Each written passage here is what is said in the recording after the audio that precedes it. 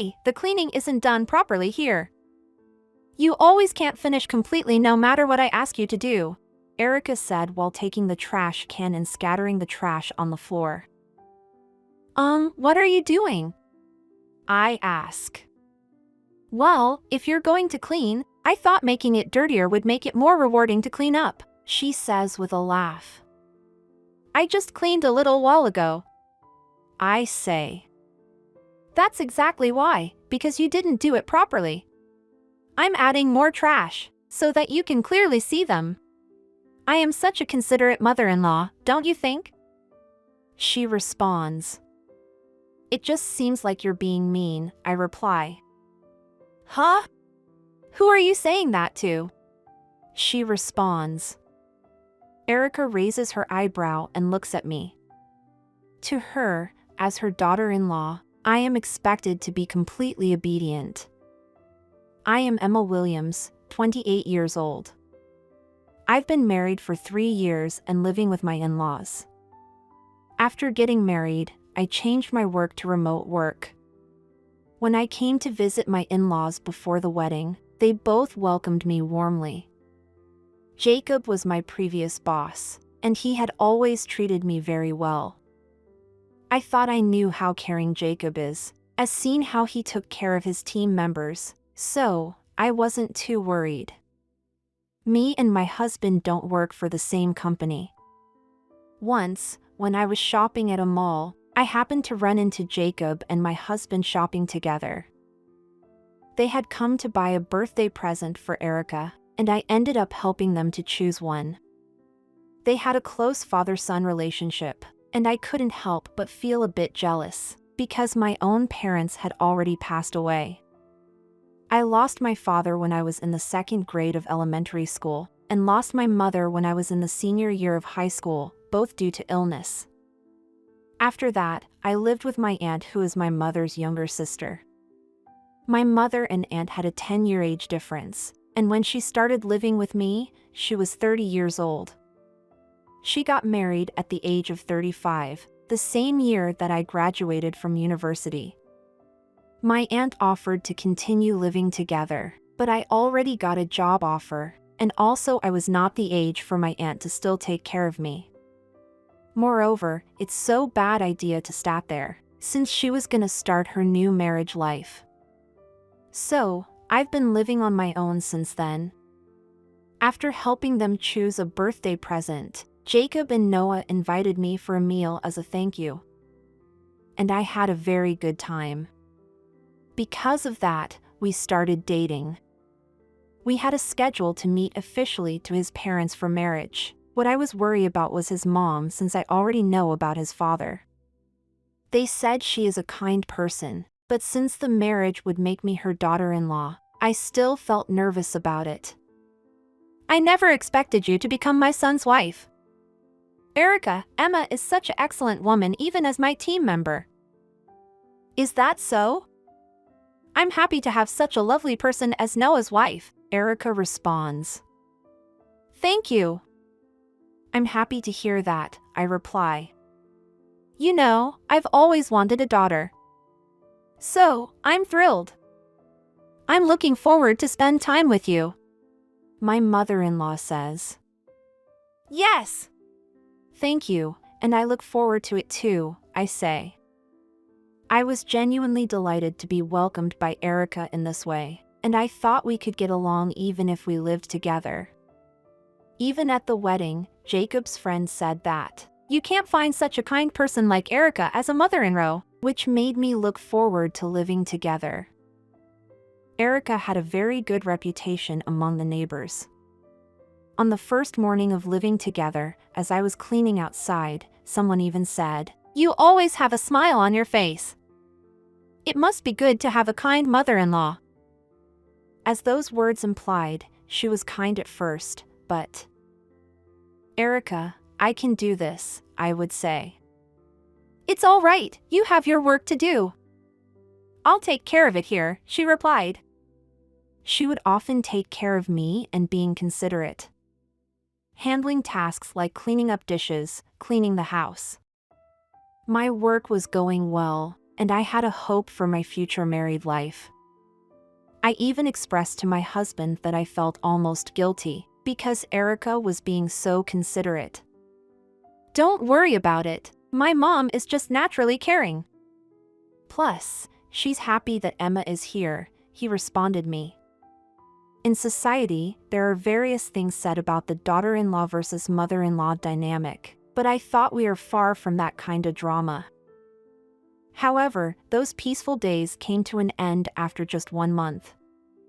One morning, after finishing sweeping outside during the first month, when I entered the house, Erica was standing upright in the entrance hall, right on the doorstep.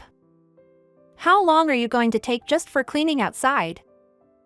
Her expression was so terrifying, unlike anything I had seen before. For a moment, I even wondered, who is this? I couldn't hide the fact that she took me by surprise of her sudden change, and I found myself standing there frozen. "I've been watching you for a month, and you can't do anything. Why on earth did Noah marry a woman as useless as you?" "I'm so disappointed," she continued. Erica, is something wrong? Is there something you're not happy with?" I asked. "There are plenty of things I'm not happy about. I tried to endure it for a month, but I can't take it anymore. Just the thought of you being in the same house makes me feel sick," she replied. From that day on, Erica did a 180 in her attitude. However, when Jacob and my husband came home, she suddenly became pleasant again. So, Jacob and my husband had no idea about other side of Erica.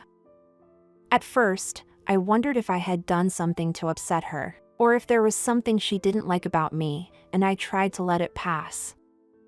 But Erica's behavior didn't change, not for days, and it actually got worse. It started with the morning cleaning, and she began picking about things like how the garbage should be taken out, about organizing stuff, and seemed to criticize even the tiniest details. Even when I cooked and served lunch, she only said, "It's terrible. Is this dog food or something? I can't believe this is meant for human to eat. How can you serve something like this to people?" she remarked. "I'm sorry. People who has no parents are hopeless, after all. They are not disciplined well," she continued. Around 3 months later, I was feeling desperate and decided to talk to my husband about it. But my husband, who had only seen his kind mother, found it hard to believe. "My mom wouldn't be mean like that. I've never seen her being mean to anyone in all my life. Have you been influenced by someone to think that way about her?" he asked. "Influenced by someone? What do you mean?" "Well, there's a stereotype that mother-in-laws can be mean, and maybe someone made you feel that way about things that are really nothing. Maybe that's all in your head, and you are overthinking?" Overthinking. It was maybe wrong to tell him indirectly, because I did not want to hurt his feeling, since he believed her mother is such a kind person. I understand that he can't believe it. If he has only seen a kind side of Erica, if I were in his shoes, I think I would feel the same way. Plus, I still couldn't lose hope that this was a temporary and Erica would return to her usual kind self after a while. Moreover, she was an important mother to my husband, and I wanted to find a way to get along and make things work for his sake.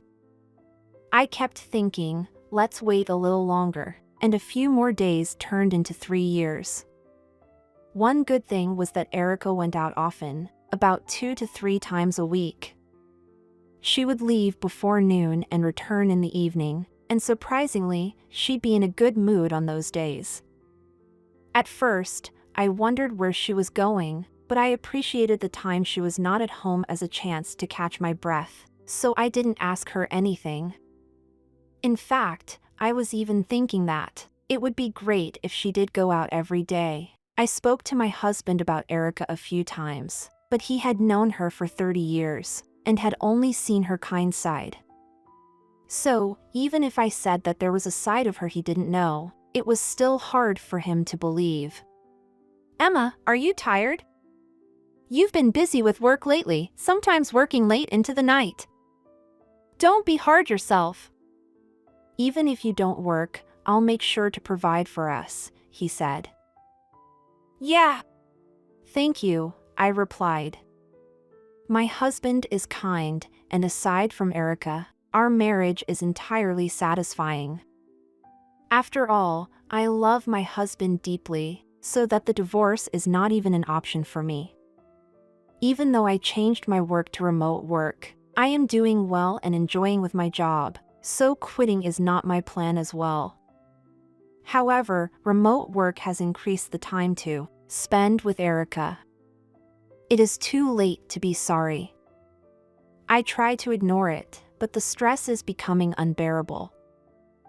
It seems that it's the only way but to make my husband and Jacob understand. Other side of Erica. I've considered talking to Jacob directly, but I was unsure how to bring the topic up. Since I couldn't make my husband believe me about it, for Jacob, as her husband, it's even harder to make him believe me. It's unlikely that they will understand unless they see it for themselves. However, Erica will never reveal her true selves when my husband or Jacob are around. Her behavior makes me wonder if she has a double personality, since she is totally different person when other people are around. Lately, she even make a mess in the room on purpose, or she says it's disgusting and throw away the lunch, even though she told me to make it. You can't do anything right, can you? What kind of cleaning is this? It's not even perfectly clean. Do it again. Okay. Constantly receiving criticism without any positive feedback make me feel unmotivated. If I could think of someone I could talk about this, it would be my aunt. However, my aunt currently has 3-year-old and 1-year-old children, and she is busy every day with housework and childcare.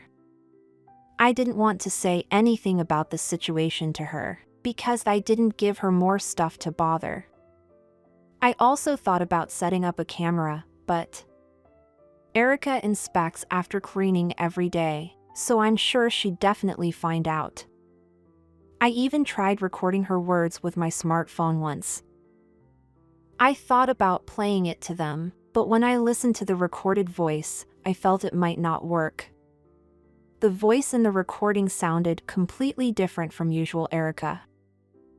My husband knows her voice as a calm, gentle, and a soft voice. However, the voice in the recording was nasty, almost like an entirely different old lady. Even if I played that for them, they would never believe it's Erica. While I was trying to figure out what to do, Erica's harassment seemed to be escalating. Now, it almost seems like she's enjoying watching me struggle. I've finished cleaning, so I'll get back to work now. Humph. Work? It's not like you're doing anything significant task. Who the hell do you think you are? You're just same as an unemployed person, aren't you? I actually have various tasks to handle at work. I even have a remote meeting today, and there are things I need to prepare before that. You're probably just using work as an excuse, not to do housework. I'm not thinking like that. Anyway, I have a lot to do today, so I'll get to work. I managed to escape from Erica and went to my workroom. Lately, she's been criticizing my work as well. It seems she doesn't consider remote work as a regular job. All right, I understand. I'll be going now. After the remote meeting ended, I took a short break since my work had finally settled down. I really wanted to go to the living room and have a cup of coffee, but I knew if I did that, Erica would accuse me of slacking off again. It was the only place where I could relax, even if only for a short time. Due to working late last night on preparing documents for today's meeting, I was starting to feel a bit drowsy. I sat in my chair, closed my eyes for a moment, and before I knew it, I had dozed off. Suddenly, I felt something cold on my head. It got me surprised and opened my eyes. What? And there was Erica, standing there with a vase turned upside down, looking down at me. It seemed like she had just splashed water from the vase on me. She grinned as she saw my startled expression. What are you doing? Well, you were taking a nap even though you are just a wife. I thought I'd help you wake up. This is way too much. Stop playing the victim over nothing. You're really persistent. What do you mean, persistent? This houses me in my family's castle, you see. It's so annoying to have someone like you, unemployed, sticking around. You should leave the house if you are here to just killing your time. Do you really hate me that much, Erica? Of course. There's no way a mother-in-law would like her daughter-in-law. Saying that, Erica grabbed a broom and started sweeping it at me. Please, stop it! Despite my attempts to stop her, Erica continued to sweep it at me with a smile. Come on, the trash should leave. Why do I deserve this? I felt so pathetic and tears was about to come up. I held my tears and looked at Erica. She looked even more amused, and then kicked the trash can that was around my feet. Ugh, I've had enough. The trash is scattered again. You're going to redo the cleaning, and you're going to scrub the whole house until it shines. You worthless daughter-in-law. Right after she said that, a low voice reverberated through the room. What did you say? Huh? Erica looked around, not knowing where the voice had come from. What was that? Did you say something? No way, that you would do something like this. The voice was coming from inside my computer. Erica looked like she was confused, and peered into the screen. The screen displayed a large table and chairs lined up at the impersonal meeting room. As Erica continued to peer into the computer, Jacob's face unexpectedly appeared on the screen. Eek! Seeing that face, Erica was startled and recoiled. What's going on? Didn't the remote meeting end? You said I understand and left, right? Listening what she said made me sure that I was right. Erica never entered the room while I was talking to the computer, but as soon as I turned off the remote meeting, she would come in and give me various tasks. She probably listened from outside and waited for the conversation to end before approaching. So, I came up with a plan. Before turning off the remote meeting, I showed a handwritten note to the screen. I have something I'd like to discuss. I'm going to pretend to turn off this remote, so please don't turn it off on your end. Also, make sure that you don't appear on the screen and just wait. Please see what's going to happen here. After Jacob read the note, he had a confused expression, but he must have sensed something by my serious face. He nodded in silence. Then my mother-in-law came in, and she started harassing me as usual.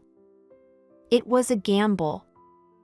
If Erica didn't come as usual, it would have all ended with nothing, and if so, there was no guarantee that Jacob would agree to do my request again. However, recently, she consistently came to the room after the end of our conversations, so I decided to give it a try. I dozed off by accident, and I certainly didn't expect to be splashed with water from the vase, but I was secretly delighted that I had managed to show Jacob the truth. I had been anxious about whether he was really watching, as I had asked him to keep his video off, but when I heard Jacob's voice, I was relieved. The plan was succeeded. Oh no, it's not what you think. This, it's just a play. It was just a little entertainment. It seemed quite realistic, and you looked like you were having fun. I never knew you were talented until now. Well, you know what they say, a talented hawk hides its talons, right? It was because Emma said I'm too nice and that's boring. She wanted to experience a bit of harassment, so I did that for her. Right, Emma? That's not true at all. I'm treated like a housekeeper by her every single day, and it's been really tough. Jacob sighed at my words and looked at Erica with cold look. He said, "Today we are going to have a family meeting. Let's discuss about future when I get home." Wait! Erica shouted at the screen, but Jacob went ahead and turned off the remote. Erica was completely lost her mind and clinging to the now blank computer screen. It was surprising that after 35 years of marriage, Erica had kept her true nature hidden all this time. I couldn't help but find that quite remarkable. Erica remained in a daze for a while but then slowly turned to look at me. You did this on purpose, didn't you?" "Yes, of course. Otherwise, I couldn't show it to Jacob." "How awful to plan something like this. I think what you've done to me all this time are much worse. You have no idea how many years I've been devoted to this family, and you, a stranger who just came along, using our money. It's unforgivable." I wanted to get along with you, Erica. There's no way I'd get along with someone like you, an outsider. You're a plague. On that night, our family held a meeting, and my husband was also there. He listened to what Jacob had to say, and his expression changed dramatically. He appeared shocked, as he had always thought of Erica as his mother, and the revelation was difficult for him to digest. Initially, Erica tried to cover it up, saying, "It's just a misunderstanding." However, Jacob didn't believe her anymore. "After seeing her like that, I can't bring myself to trust you anymore. I don't think we can be together from now on." "Are you saying I want a divorce? Are you choosing this woman over me? Are you two having an affair? That's it, right? That's why you're taking her side. Noah, your father, and this woman have betrayed us." "Huh?" All of us couldn't believe what she just said. It was unexpected that she say something like that. And she was keep screaming, like a hysterical person. Jacob and my husband were turned off. It's understandable that Jacob decided to divorce with her. After that, Jacob was going to divide their assets, legally with lawyer, but there was a surprise waiting for him. Most of the savings were nearly gone. It seemed that Erica had been using the money over the years. Various high-end brand items were hidden and found in the closet. It turned out that she had been out often to spend her time at high-end spas and restaurants. Many receipts and invoices from famous restaurants were found. "I couldn't be a nice person always. I needed a time to enjoy too," Erica said that like an excuse. Ultimately, the division of assets offset her extravagant spending, and the divorce proceeded without her receiving any portion of the assets. She was required to leave the house. Despite her resistance, Jacob and my husband didn't engage with her protests. She left the house with anger and cursing as she went. I heard that she's now living in a cheap apartment and working as part-time to live. She asked Jacob for financial support by explaining her current situation, but he rejected her request. That's what Jacob said.